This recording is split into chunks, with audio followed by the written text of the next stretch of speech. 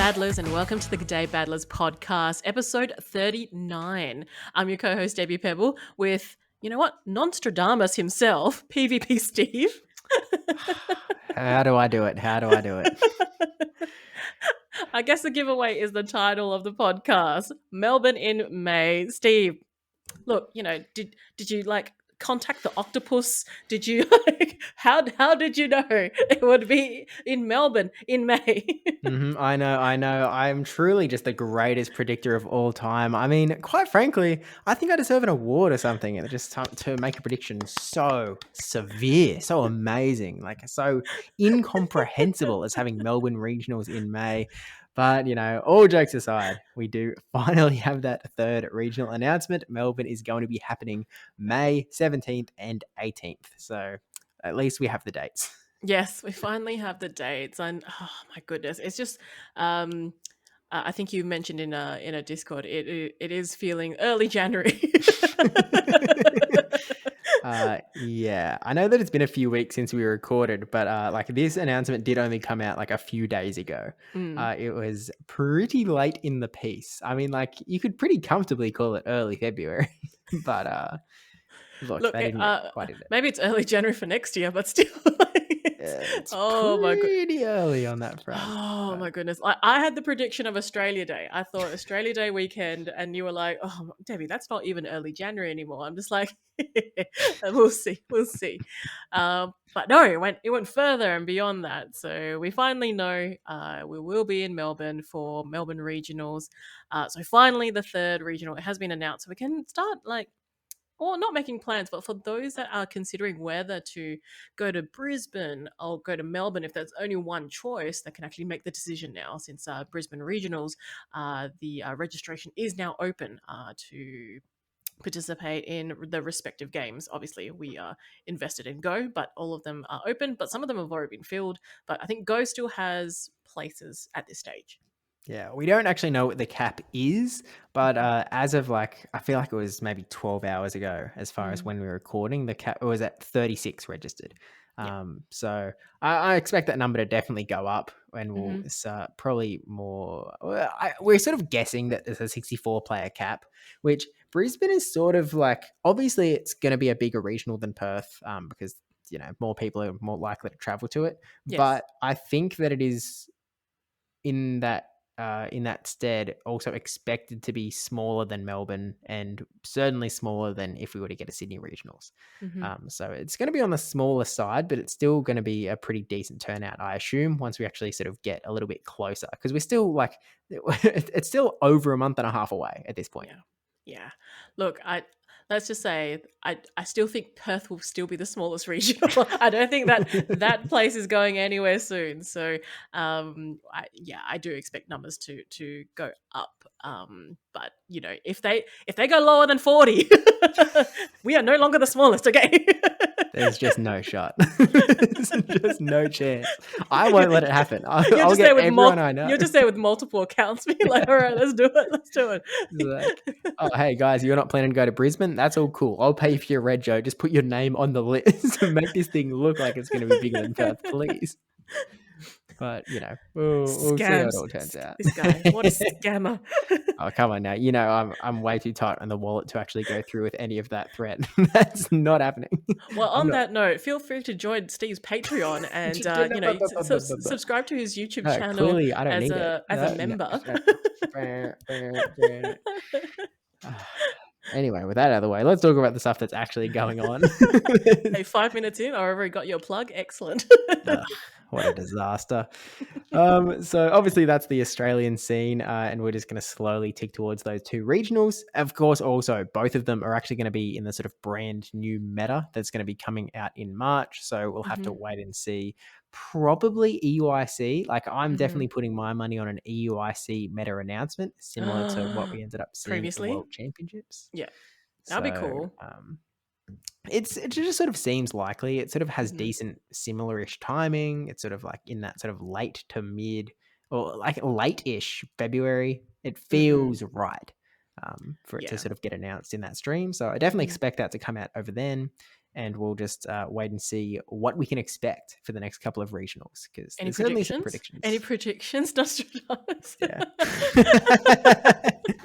Let me check the temperature right now. Look, I think the big thing that a lot of people are asking for is Mm, some sort of breaking of the big fast move pressure that is running around pretty rampant at the moment. I think that people were quite rightly describing Go Battle League recently as sort of the most, not maybe not like the last week through Love Cup, because Love Cup is sort of all fast move pressure constantly, but through Open Great League over the last few weeks has been the mm. most toxic it has ever been in terms of like how many just, hard, wiggly, tough mud slap teams have been running around and stuff of that ilk. And so it sort of feels like some way to sort of break that up would be nice. And, we'll just sort of wait and see what they do. I'm certainly not in any position to have a good understanding of how metas work. Like, I Mm. would be useless if I was the one pulling the levers and whatnot of like, subtracting one damage here, adding one energy here. I'm not the guy. Add more But charm.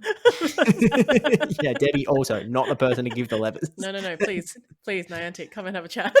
I don't know. The problem is Debbie's really got to sort of wrestle with the fact that like to make Charmers really good, she would have to nerf Clodsire, which is the dichotomy of human, I guess. That's okay. We'll make it work. We'll find a balance. We'll see, but We'll Clod Sight anyway. charm. Ah, I see. We just create the ultimate monster is the actual solution at the end of the Hmm. rainbow. Hmm. Makes sense. Tell you what, Gator would be back because it's been falling off a little bit, but it Mm. did just pick up a regional championship, Debbie, because there wasn't anything last weekend, but this weekend just gone, Hmm. which I guess some people would refer to as last weekend, but you know what I mean. This time around, we had the Merida Regional Championships over in Mexico. Hmm. Hmm. We did, and yeah, Gator did quite well. I feel like the meta has feel quite condensed. I don't know about you. Just it seems to be like very familiar slash repeatable mons. I'm like, where's the spice? Where is the spice? Look, yeah, uh, there's a little bit in there. Not super spicy, and I know we've sort of come off a few tournaments that have like, Zapdos running around and that mm-mm-mm. sort of thing. We definitely don't have anything to that level running Yeah. around in the Merida Regional Championship, at least at the sort of top bounds of the bracket. But as you said, it is quite condensed in the sense Mm-mm. that uh, you know, uh, there's a lot of Azumarill Diggersby hanging out in the top 8. And if I count that exactly, that is 1, 2, 3, 4, 5, 6, 7 teams that are running Azumarill Diggersby core, which, look, I guess if it works, it works. But even like scrolling down the rest of the top 16, it's like it's around. Yeah, yeah. I think was it Arceus Aurelius putting out a tweet going the like top non Azumarill Diggersby player. So I think he said something along the lines of like I can't remember the exact wordage, but I thought Mm-mm. he said that like top gamers play without Diggersby because Arceus Aurelius did actually make the big trip over to Mexico all the way from Mm-mm. Europe and ended up in the top 8. He went undefeated in day 1 and then day 2 came in with a really cracker performance and ended up in that sort of top 6 Mm. without that famous core. The only person in the top 8 to run without. He did have Charger Bug sort of running on his Mm. team as well, which there were actually a few Charger Bugs that sort of Mm. made its way into the top 8, which I think, Debbie, has to do with the brand new Pokemon that is making its debut in this particular tournament. Yeah, and that would be Corviknight. Corviknight's being added into now in the play Pokemon circuit, so remember to evolve your Rookadies. But it's something that before even Corviknight got released, there was so much talk about Corviknight beforehand and what moves it would get, and I suppose like if you look at I suppose the back end of things, if you kind of like know a little bit of what moveset it kind of has and what it was had and been taken away and everything. I still think it's good, but could be better possibly. What are your thoughts on that? Yeah, I mean, I tend to agree with the fact that if it had a better moveset than it already was given, then we might be in a little bit of strife. I think it would be pretty darn good. As is, we've seen Corviknight sort of be on 2 of the top 8 teams. I think that it was on 25% usage in the day 2 teams, is the graphic that I saw running around. Hmm. Now, unfortunately, there wasn't a stream for this tournament, and Mm. there, unfortunately, as again, it's a regional, so it's not like the special events where everyone has the footage on their own phone. So no one has really seen these battles. Which, Mm. at first, I was like, "That's a shame," because it takes one step of extra effort to actually find out the move sets that Mhm. these Corviknight were running. But we actually have the power of Dracoviz, and Dracoviz sort of breaking the mold a little bit as far as their recent efforts. They've actually instantly updated the Dracoviz website, and they have My all of the goodness. movesets and such in there as well. So shout out Dracoviz on this one. They've Someone, actually someone, done the job here. someone's given Um, Dracoviz like some caffeine and just been like, yeah, because usually so that I doesn't know come up. that no, the Latin American data especially tends to have quite a bit of lag when it comes to the Mm-mm-mm. Dracoviz site, but both of those Corviknight in the top 8 were running Ironhead and Sky Attack as the sort Ah, of move set. So they were sort now of Ironhead needs leading the a way payback. TM, doesn't it? Yeah, it's an elite tier move. Mm-mm-mm. So you had to evolve it in that week, which I didn't. But, you know, I didn't have a good one yet. So it Yeah, was just like, neither. oh, Yeah, I don't even have the next step up from Rookity because I just haven't evolved anything. can I be honest? This is the first time I'm learning that it isn't an insta evolve into Corviknight. There's a middle evolution. What's the middle evolution? Squire something. I'm pretty sure. Oh, Uh, Corvisquire. Who the heck are you? it's Oh, the it's the teenager okay. one. Yeah, right. Going through a bit of an emo phase. Hmm. It's like Charmeleon, just like very Yeah. emo-y. It's not really a Pokemon I want to hang around. Not because of its vibe, it's just like, well, I don't know. You're just a bird, man. Like, I don't know. don't Corviknight's kind of cool.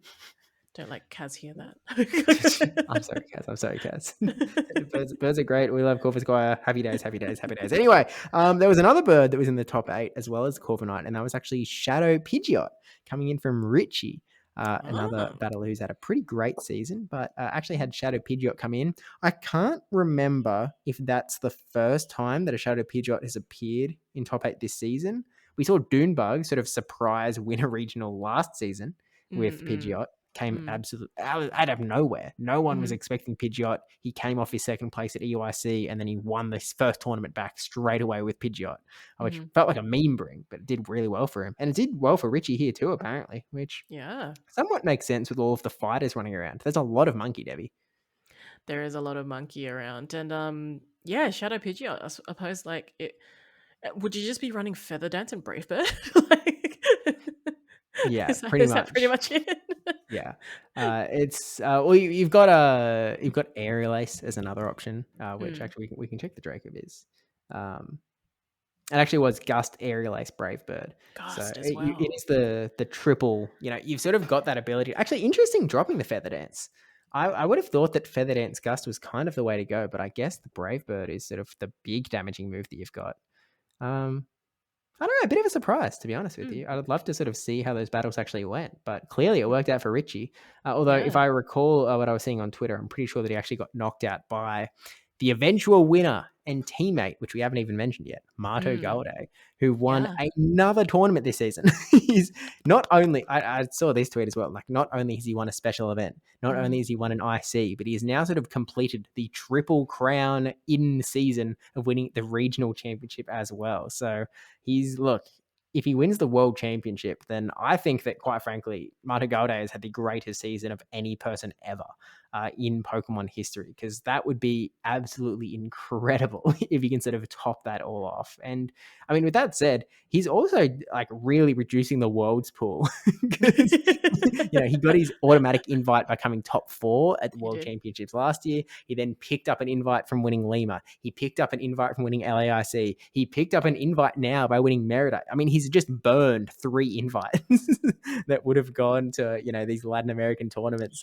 towards Worlds. But hey, look, when the guy's cracked, the guy's cracked. And to be fair, even if Marto lost the grand finals here, the winner would be another person that already has an invite from LAIC, Ashton Ash. So, you know, it is what it is. Yeah, I know you're a big fan of Ashton Ash, and to see him, I think he posted on Twitter like he got his first medal. I was just like, oh, and yeah, because he got what was it? Was it fourth place in LAIC? That's right. Yeah. Yeah, so getting second in a regional, so it's like he's on the way up. Yeah. Look, The trajectory is up. well, he's got a real good history of sort of just doing really well at these large scale tournaments as well. Merida was actually massive, by the way. Like, it was a really big tournament. I think, Mm, was it like 140 or something? 129 Dracovies has gosh. got. So, like, it's a big tournament. And I guess, Mm-mm. it's in Mexico. So it's sort of a little Mm-mm. bit of a little bit more of a hub. But it's really, really cool to see Ash Nash perform well. As you said, I'm a big Ash Nash fan and sort of hoping all the best. I believe that he can get his win eventually. Mm-hmm. Mm-hmm. I'll be rooting for him anytime he's competing. I was pretty happy to see him on the winner side of the bracket going to day two. Yeah. I'll admit. Mm-hmm. But very similar teams between the two grand finalists. We had Marto with that Diggersby Azumaril core, as well as Shadow for Alligator, Shadow Drapion, Jumpluff, and Shadow Annihilate. Mm-hmm. Ashton Ash, almost the exact same team, just with Mandibuzz instead of Jumpluff. Mm-hmm. And I think that Dracov is the first time they tweeted the graphic, it had the Mandibuzz instead of Jumpluff on Marto's team. So I looked at it and went like, oh man, mirror match. That's a tough go. But turns out it wasn't. Mm-hmm. uh, so, Marto gets another win with Jumpluff, despite the fact that so much of the Pogo community is sort of calling it a fraud. It keeps winning. So I don't know what to tell you. Um. Yeah, I think he's gonna have to start becoming a believer in the jump love. It very much seems that way. But, there was obviously, big congrats to everyone else that's sort of in the top eight as well. I know Mhm, Rojo Babyface actually made quite a good run, and I can't mhm, remember if he was in the top eight or top six. Actually, let me just, the graphic looks like he's top six, mhm, mhm, Rojo Babyface, who, again, was one of those Corviknight users, mhm. along with Shadow Primate making a bit of a resurgence. But, Debbie, I think the only, other big thing to mention out of this regional championship was another first time top eight Pokemon outside of Corviknight, maybe outside of Pidgeot, I really can't remember, and the spreadsheet isn't with me. Mhm. It's Morpeko. Morpeko actually made it Yay! to the top eight for the first time. So, shout out. Look, since it was announced at Worlds till now, it's finally made its way up. The ultimate PvP Pokemon. Yeah, look, I know that Yusei Farao got quite close to getting into the top eight at Perth. He landed in top Mm-mm. 16, but Murado98, I believe, is the first person to get that Morpeko into the top eight. So Mhm. Morpeko, Morado. Is there a similarity there? Perhaps. Maybe that was the secret all along. But he was also actually running 5 out of 6 of the same as Marto Galde, just with the Morpeko instead of Shadow Annihilate. The rest was the identical. So, yeah, as you said, a very condensed meta by the seams of it. Look, I'm all for more Peko Spice. Like, bring more of that. It's a shame Yeah. it wasn't streamed because that would have been cool to watch. To Yeah. see how how well Morpeko can do in the top eight. So unfortunate there, but still, it's super cute. I mean, like even looking on the infographic, just like you look at all the mons, they're just Morpeko with the like smiling with the hand wave. Yeah. He's Mm. definitely vibing out on the on the graphic for sure in his little sprite, which is it's cool. Just on the corner on the Actually, cusp. yeah, so just hanging out at the back. But Hmm. I didn't see this until now, but there is one other tiny little shout out, and Hmm. that's coming from Iamero's team who in the top 16, because we did see a Unovan Stunfisk popping up again. So, I can only think of They Love Jai when I see a Unovan Stunfisk hanging out on the graphic, because it really does Hmm. feel like he was the first one to sort of ever get that big success with it, landing second place at Perth Regionals. We saw Anacor do incredibly well with it recently as well. And, you know, Yeah. I completely read the name wrong. It was Javier V20. Yeah, yeah. I was I'm gonna. not sure how I read the graphic like Yeah, and that, he's but also with a Malamar as well, which is something that I haven't seen in a while within a graphic. So yeah, really interesting. Obviously, still doing well, getting the top 16. Yeah. No, absolutely. And actually, Malamar was one that I feel like was really born in the Latin American region as far as actually doing well this season. I think Mhm. it might have been Lima, actually, where Malamar really started absolutely popping off alongside Mhm. Shadow Drapion very early in the 2025 season. But, you know, everyone's really riding the Drapion train, but Malamar's Mhm. fallen off quite a bit. So, Yeah. hey, Javier still believes. So it's out there. Mhm. Mhm. We're all for the But believers. look, yeah, exactly. But that's kind of the the only big play Pokemon news that's going around outside of the Australian shenanigans. Mhm. This is going to be a relatively short episode, but we'll say in the local shout out because there's been a lot of locals down my way. I picked up more points. Woo! Yay! Picked, Congrats. managed to get second place in a challenge. Had to, so I think I went 1-1. I actually Mhm. lost to the one. Oh no, I beat Nautical round one, which by the Mhm. way does mean that we have some Nautical corner content. Mhm. But I really just had a hard team comp advantage into Nautical. Like it was going to be really tough for him to sort Mhm. of get past me. I then lost to Bambos in some kind of crazy tight games in Mhm. which I sort of went full Nostradamus mode and just told him what leads he was going to bring in, told him what moves he was going to throw, and I still lost. so, so it was like, oh, this is total disaster. So Um, you had the information, but you didn't do much with it. Pretty much. Well, I didn't really. I think part of the problem is that I was running a Zapdos, and I Mm, definitely didn't know my Zapdos matchups. So, right. in Mhm. going into game two, I think I was like, look, after he locked in, I was like, I know for a fact that you've decided to sort of like, chase me down. You've decided to put Galarian Moltres in the lead. Therefore, I'm leading my Zapdos, and lo Mhm. and behold, that's exactly what happened. Mhm. But then his Galarian Moltres beat my Zapdos. So it was like, oh, Uh, now we're in some trouble. mhm. So I sort of went into round three and I was like, look, there's no chance of getting points here. We didn't, top four aren't going to get points here. It was a six-person challenge, Mhm. and I had to face Rick Flareon in round Mhm. three. So I was like, okay, this is just for funsies, essentially. There's nothing going on here. Mhm. And the way that I built my team for this local was that I just put in my open Great League Go Battle League team that I was running in, which was Galarian Corsola, Wigglytuff, and Shadow Gator, and then just put in three Pokemon entirely with the mindset of I just want to scare off some of the Pokemon that I don't want to see against that GBL team. So I was like, okay, what do I really dislike seeing? And I was like, okay, Jumpluff is pretty annoying. So let's put in Shadow Typhlosion. Let's put in Zapdos. Let's make sure that Jumpluff is not coming to the party. Let's keep that guy Mhm. away from us. It's similar to like Superior. Zapdos, Typhlosion. Between those two, should just keep them away from us. And then I was like, oh, what else do I not like seeing? And I was like, well, normal types can get pretty annoying as well, stuff like Mhm. Dunsparce. So maybe we just need a hard check to Dunsparce. So I just put Annihilate on the team. And that was my entire logic. I was like, all right, we've got a mob ready to go. And I didn't really get to run my GBL line yet. I think I might have ran it Mhm. once against Bambos. Mhm. But like Mhm. against Nautical, there was just other hard counters to run. So I just sort of Right. went another way. But once I was up against Rick Flareon, he had a very meta Mhm. team. I had a very meta team. Uh, Mhm. Jokes. One of us did. And so I was just like, you know what? And actually, I'd literally told him my strat like before we were matched up. Like at the end of round two, when I was like, okay, I've missed out on points. I'll just like put my full strategy on the table. So I was just Mhm. like telling Rick, I was like, oh, like this is my GBL team. I like, yada yada Mhm. yada. This in the lead, Mhm. yada yada yada. And so I was Yeah. like, oh heck.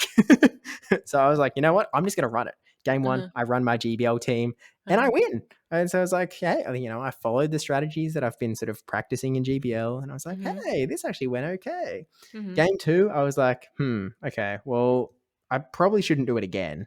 So I think I made a swap. I might have like thrown Typhlosion in there because I was just like, oh, I'm just going to make a read on what he's going to bring. I read Mhm. wrong and I Mhm. got crushed. And Yep. actually, he made a really good undercharge Mhm. in that.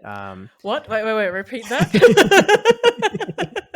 Yeah, look, Rick Flareon, famously an undercharging professional. And actually, that comes back. Hold off, we'll put the Chekhov's gun on the table on that one. So he makes a really good undercharge and is just able to sort of take out the game from there. Mhm.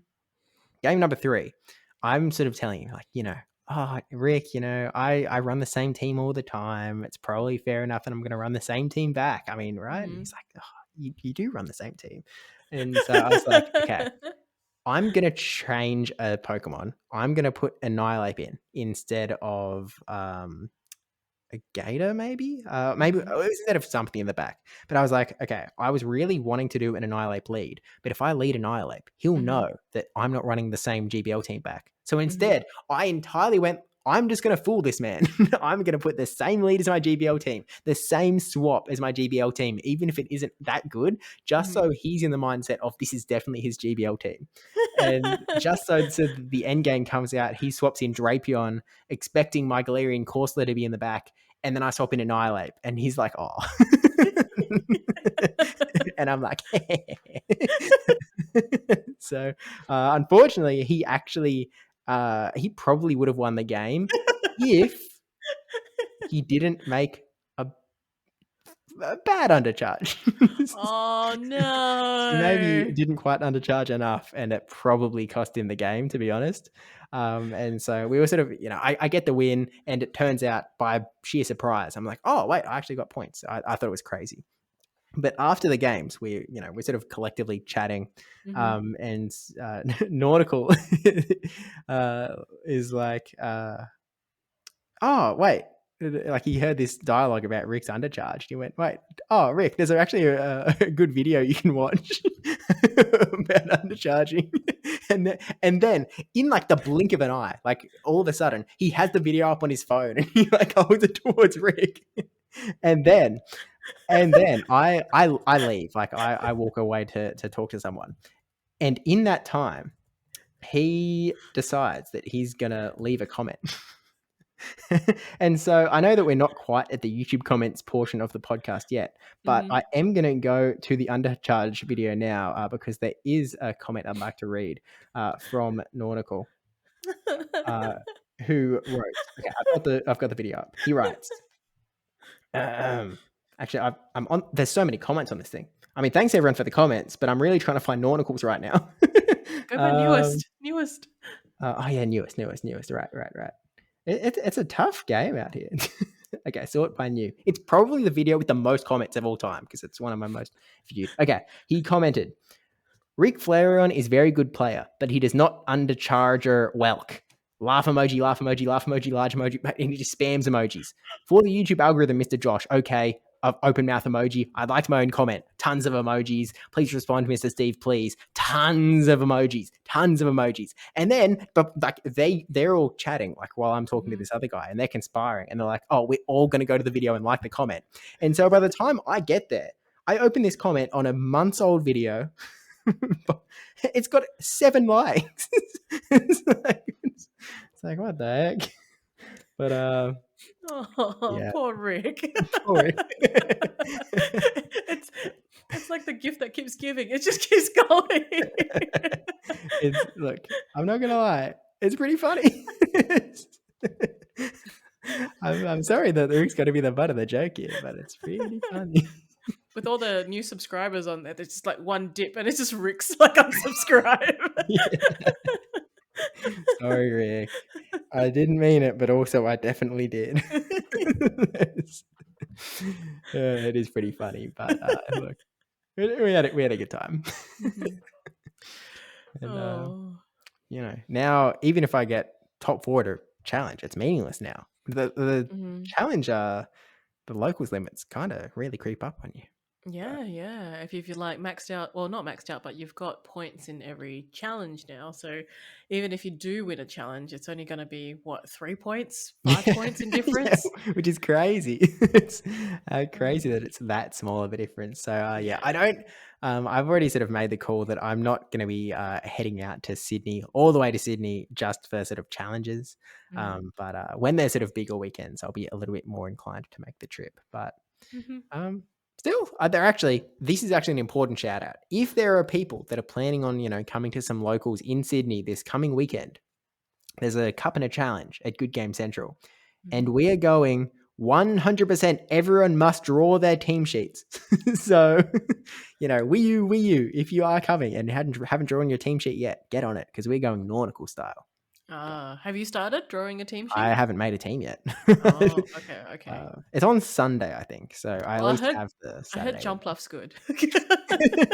True. I've never been able to really make it work. I think that I've Maybe actually got today. points with it a few times, but I can't actually make it work in battle. But Maybe this is the weekend. Maybe maybe this maybe is the it's gonna weekend. Maybe I happen. just Maybe you just gotta yeah, draw it out and then feel the jump luff likeness of it and be like, yeah, now I understand it. feel Maybe the that's why. rhythm, feel the Maybe rhyme. maybe that's how Nautical does it. It's like, oh, okay, like draw the clodsire, be the clodsire. Like, Hmm. Well, it didn't work for him in those tournaments. it So, did. Yeah, mm, I don't know. He did end up, I think he come first or second in another challenge a little bit I believe later. it came first. I believe. Yeah, I think he came first. So, Mm-hmm. it works for him sometimes. So, Mm-hmm. hey, it is what it is. But Uh-huh. I mean, that does mean that we have a little bit of nautical corner content. So Mm-hmm. we'll Mm-hmm. just bring up the two team sheets from the day that I was playing because there is some special feature as well. It's not just drawings this time. So Oh. again, for the audio listeners, apologies. But on over on the YouTube version, we do Mm-hmm. have the sort of I guess the nautical content Mm-hmm. up on the screen as is. So we've got an extra. We'll go through it relatively quickly so that we're not wasting audio listeners' time. But we've got Excadrill bringing back my secret weapon. He does love Mm-hmm. his Shadow Excadrill. He's Uh-huh. got a Carbink 0% usage Pokemon. Is it getting Uh-huh. hot in here or is it just me? He's Oh. got a drawing of a Talonflame where Oh, it's he's drawn beautiful, a by the way. Pokemon behind an Incinerate, and he's written, it is definitely getting hotter. I'm literally getting burnt alive." And then he's got an, if you can tell me what Pokemon this is, you win $100 asterisk. Oh. So, Mm-hmm. Mm-hmm. hey, if anyone wants to win the thingo, maybe take a look now. Mm-hmm. Um, take a look at the screen, see if you can get it by the time we get to the bottom of the page. We also have a Primeape, where it's written Primazard. It is a Ah. Primeape with Charizard wings, Charizard Mm-hmm. tail, Charizard claws for feet. Mm-hmm. So there's that. We've got a Superior with an Azumarill shaped belly saying, "I never ate your Azu." Ah. And then we have a major character of this Ah. particular set of locals, Rick Leafeon, who he found a leaf in his bag and said it was his lucky leaf. And Oh. on the other side, it says like lucky leaf. And Mm-hmm. then I don't know if he said it or someone else said it, but Rick Leafeon came up and he went, "Oh." And so he flipped the leaf over, wrote Rick Leafeon on it, and that sort of stayed with him through the tournaments. So, Must have brought him you some know, luck. perhaps. But Mm. one of my favorite illustrations from Nautical comes here with this Clodsire, where he's got Clodsire in the gang. He's got Mr. Clodison, he's got Sapper, he's got Coolpa, Gooper, Harry Mm. Whooper, Bigfoot, Uh-huh. and then Uh-huh. also part of the Cod Gang, Mr. Jones, who is a Ah. Dunsparce. Mm-hmm. Mm-hmm. So some cool drawings there, and the asterisk uh, is that JK on the left hand side here. So Mm-hmm. you Mm-hmm. will not be getting $100 even if you pick that correctly. So sorry, but put Yeah. your guesses in if you're really interested, because I mean we can just reveal it next episode if you really want. We can. We can. There's an answer. But Yeah. what last Nautical team sheet of the video, which has also an incredible illustration Oh, from Nautical. so We good. have the Obama Snow here, labeled Uh-huh. Obama. Look at the Clodsire. Claude the Ah. God over here. Yeah, yeah. It's got some facial hair. Yeah, it's sort of giving Clodsire Jesus is Mm. the Well, best way to describe the illustration. yeah, So very detailed. Compared to like very the detailed. compared to the bomber snow, very detailed. Yeah, Obama the Obama Snow. Mhm, But mhm. we've also got Thickersby, where Ah, he's actually given us some detail here. Mine isn't mhm. actually that thick. I used like less than 100 XLs, so he's Oh, giving up oh. some giving up some data there. Uh-huh. He's got I am Fergalorator. Fergalator. We can really see the difference between that and the Godsire. Mhm, And then he does actually have Mandibuzz on his team, but he mhm, decided to draw Vullaby instead because I guess he mhm, likes it more. mhm, mhm. And then Primeape, where he's again sort of driven a baby ape, a teen ape, an adult ape, and the dead Annihil ape. So, Ah, I see, I see. but that's an Nautical Corner for the week. So shout out to one of the most prolific artists of the Pokemon Go community. We do need a channel for him, like just nautical art. Maybe an art Honestly, channel, that's but really actually a it's just for great idea. him. But it's just him. Yeah, yeah.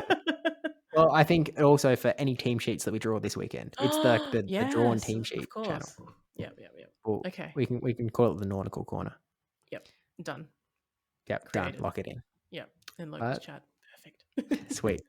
But yeah, that's kind of like it's a bit of a short one this week. You know, there's hmm only the one regional that didn't have a stream. Melbourne hmm in May, officially Melbourne in coming soon. May. And yeah, sign up for Brisbane if you haven't already, because we've hmm definitely seen. I have quite solid memories of previous regionals that have capped out, and then people sort of weren't rushing, and all of a sudden they missed out on getting to compete. Especially Melbourne 2024 comes to mind We're talking as about one Inner that. Bloom. I'm naming names. It's gonna go Voldemort on this thing, but Hey, look, ah well. he took your top 8, Matt. He did take my top 8, Matt, and that will be held against him for life. So, Mhm. look, I don't expect him to come to Brisbane, but I guess we'll be seeing him in Melbourne, hopefully, Well, if he but registers. if he registers in time, which might be tricky, Oh. but yeah, I guess I would just or will also say that there's a little bit of a obviously like we all reason whatnot around the fact that Melbourne wasn't announced until really late in the piece. But I Mm, will say it is pretty frustrating when it comes to multiple people have expressed post announcement the fact that they won't be able to attend because they sort of made mm, plans and just couldn't put their life on hold for the rest of the season, just waiting for the specific weekend that the regional was going to be. mhm. So it's pretty unfortunate and pretty uncool. So obviously, like Yeah. we have no clue why it was delayed. Like we Mm, don't know what was mm, going on behind the scenes. Not that it's about like who to blame or whatnot, but we just don't understand where it sits as yeah, far as yeah. why. So I don't know if it's like we should be submitting support tickets or like what the dealio is. But I guess the answer Mm, is always submit a support ticket. But yeah, yeah. I just, if you're gonna say you're gonna announce it early January, then announce it early January, not early February. But I understand things happen, but yeah, it's just I agree. Like, I'm sure this a similar situation where, um, whether it's travel plans or people like maybe visiting or anything like that, and you just kind of like, well, I don't know. I might be away in May. I don't know. It might be June. I don't know. I can't answer you just right now. And you might be at a point where you just kind of like, you have to give an answer. You're like, yeah, okay, just come over. I'll just have to miss. So mhm. I can totally understand people not waiting and Yeah. just doing and continuing on with life outside of Pokemon, outside of ESL restrictions. But yeah, at least it's out there now. So hopefully, people that can attend or can rearrange things can do it. But yeah, one day we can get some earlier notification. But yeah, we'll hopefully in future seasons. That's all we can hope for. Yeah, maybe one day we even get it where the season starts and our regionals are on there along with everyone else's. We don't have to Mm, wait extra long for any details about our stuff. Maybe one day, not yeah, today. no, but I would love to see Oh, that. Mhm. I I was about to sort of bring us out, but we didn't actually. I mentioned one YouTube comment, but we didn't check the YouTube comments. Ah, yes, yes, Um, yes. Of course. of course, from the last episode talking about Birmingham, Rio, and Mhm, Australia. mhm, mhm, mhm, We've got two comments here. We've got one from Ann Emma. Comment for the YouTube algorithm. Thanks, mhm. Nautical. Uh, Appreciate it. 77. Okay, we've actually got a lot of comments from Ann. Okay, no, it isn't actually that many words. I saw the 7 replies and I went, what? But no, they're Oh. all like tiny, tiny. 70 seconds in, I have questions. What are we wanting on the certificate? We're adding a third name. To do with last week, I mentioned the name change Yes, yes. shenanigans, but I haven't mentioned it publicly, and I think I'm going to keep it private in case because it's a pretty good bit. So, well, if it happens, it happens. I think it'll happen one day, but it'll happen. But Okay. um, future bit, I mean, we know that I'm not opposed to sort of keeping something secret for a ridiculous amount of time. So that's uh, expect the unexpected on that one. Secretly thinking Mama and Papa Starrett missed an excellent alliteration opportunity with the name, with Steve Starrett. Uh, I don't know, man. I don't. It's a bit of a rogue one, I will say, but And follow up, Steve talking about the name of Birmingham Regional, like he didn't melt the internet with the name reveal last year, which wasn't Steve. Debbie, you giving us homework? I'm not sure what that's in relation to be I honest with can't you. remember, but yes, the answer is No yes. clue. The answer is yes. Applause for the drawings. Always look forward to the team sheets. Shout out Mhm, Nautical, the absolute mhm. legend. Yay, congrats on the win, Debbie and the Pebbles. I don't know about win. We didn't win anything. Although we did compete since the last podcast, I believe, and we Mhm. came top 10. So out of 10. Hey. We got rolled by the best team in the comp, but it is what it is. Participation win. Hey, we got championship points. I now have more championship points, well more than I have in Go. So it is what it is.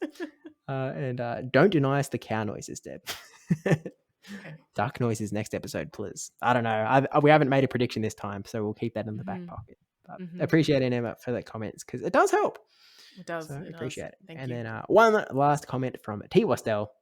Fun fact, Shadow Registeel can hit a lock-on breakpoint against the Guzzlord to do 2 damage instead of the 1 that regular Reggie does. What the heck? Mhm. Also, Shadow Reggie can do 3 damage instead of 2 against attack Deoxys. That's kind of sick. Because of the rounding, yeah. Okay. That's pretty sick. And after all the Perth slander, Steve just said people who live there are privileged. Hey, you have to remember, there's sort of a rule when it comes to comedy. You always shoot up. You don't shoot down. So, you've just got to assume that if they're getting a lot of slander, Hey. those guys are living good on locals when it comes to Newcastle, but is what it is. But One day. One yeah, day you guys maybe. go get a local for Go. I don't know, man. We'll see. Yeah. But hey, that's the podcast. Just a short one. Good luck to everyone that is participating in EUIC. Yeah. Which will be in a couple of weeks' time. So maybe the next podcast will be up. Maybe it won't, depending on where it falls. Let's assume that we're not going to record another one until after EUIC based on trajectory. So with the move I guess, updates, hey, right? yeah, guaranteed. Right, Nostradamus, yes. Yeah. Don't worry, I can smell it in the wind. So yeah, good luck to all of the oceanic battlers that are heading out that way. There's a few that we know about, a few that are sort of question marks at this point. I think Avrip is the only one who said it on Twitter that he's heading on out. So, but good luck to him and everyone else that is rocking. It would be pretty sick to sort of try and yoink some invites for the oceanic region as well, just to expand the pool of people that are getting those invites. So That'd be fingers crossed, nice. especially in like, we don't know his plans, but I feel like there's just this constant threat looming around of like, could Yakko come in and try and go for another double and reduce the invite pool? But like, we'll see how it all goes as time goes on. And yeah, good luck, EYC battlers. Yeah, and if you're not doing it, or let me restart that. Follow us on at G'day Battlers on Twitter and on YouTube. Drop a like and a subscribe. And what else are we in? Are we on iHeartRadio? Apple? Yeah, we're over there, but I still don't know what it is. Yeah. If you're on there, give us a 5-star rating and Spotify as well. And we'll see you guys on the next podcast after EUIC, probably. Yeah. It's pretty likely. Unless there's some other major news or whatnot, we're probably not coming back till after that. But guess what? Not Melbourne in May. Wow, they're changing it. Taylor Swift has come to Melbourne again. not another cake fair. Oh no, the big bake off. Oh, well, we'll see how it goes. Hopefully no date changes this time. That would be extra frustrating. So refundable tickets, everyone. Refundable tickets if you can. But, all right. See you in the next one. Bye.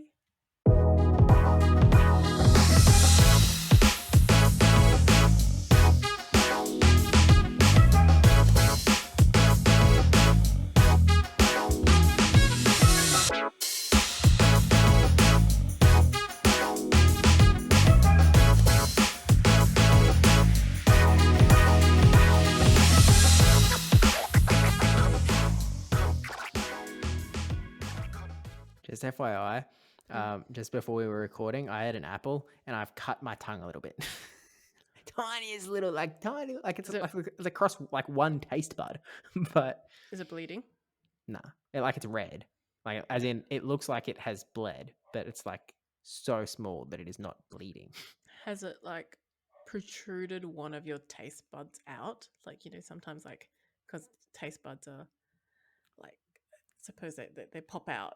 So sometimes when you cut them, it actually like inflames and it has a big blowout. I wouldn't call it a big blowout, but it is like one taste bud. Mm. So you like rubbing against your tooth now? Yeah. Well, my little, wires that are Ah, yes, yes. hanging back there. Oh no, exposed. People know that teeth have wires. I got braces, man. I ain't hiding it. They did a good job. I I was shocked. Quite frankly, I was mortified when they told Mm. me that the wires didn't come off, that they were just going to be there on permanently. I was like, what the heck? What do you mean? No, we were supposed to be done. Like, I get braces, like, we're all good. We take them off, my mouth's clear. And then they're like, no, no, no, they're on like for life, dude. And I was like, what do you mean? That was a nightmare scenario. Terrible Just day. just means that you don't get them ever again Yeah, it because the sucked. wire is there. Sucked. Unless you take them out and imagine getting braces again in like 10 years' time. Would you rather that? No, Hmm. rather not cut my tongue on them though. You ate the apple. It wasn't the wire. Oh, I might have been on the wire. Oh, I see.